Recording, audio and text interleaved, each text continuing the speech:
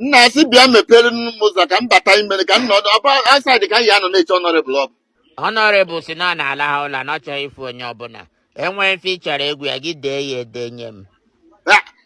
Ịgwakwere ya na chief ọgụ ụwa bụ onye na-eche chairman ndị Amaeze community. A gwara m ya na ọ ma na ọ gị nwa ọ ife o ziri nke a ziri gị.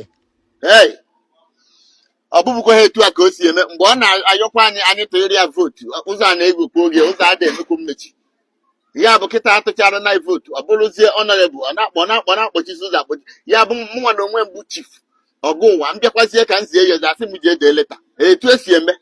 Mana ọ sị na akwụgo n'ụlọ ụgwọ vootu ụnụ tụrụ ya na ọ bụrụ na ọ bụrụ ego o nyere ụnụ na rice o bunyere ụnụ na ụnụ aka alaghị ịtụrụ ya vootu. Chekwa isi na chief is not honorable John Yakuya.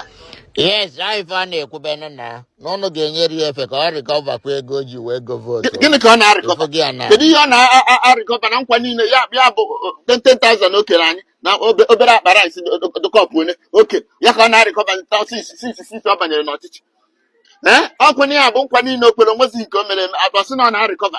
Anọ m na-agbagbukwo ndị mmadụ si hapụ nwoke ma asị tinye echifu akara na ọ ya bụ onye ji eziokwu eje na ọ ya bụ onye bụ ọka ume ewere ha akpịrị ego na akpị rice ịfụna na ọ na-arịkọba ọ ya arịkọba kata rituo ma nsogbu adị. Aga chief, nke bụ eziokwu bụ na you people cannot eat your cake and still have it. Chekwa chief honorable ọgbaga na o nyere anyị keeki nke mmadụ ịtụkpo masị bụkwa nke mejọ ha anabata ifuru mmadụ ịtụkpo masị nweje ha anabata kpọpe ụzọ a ka mkpa honorable okwu nke gịnị ji mee onye akwọ nwe rezidanda mụ na nna ibiri n'ụzakọ ka ọ ji bụzi honorable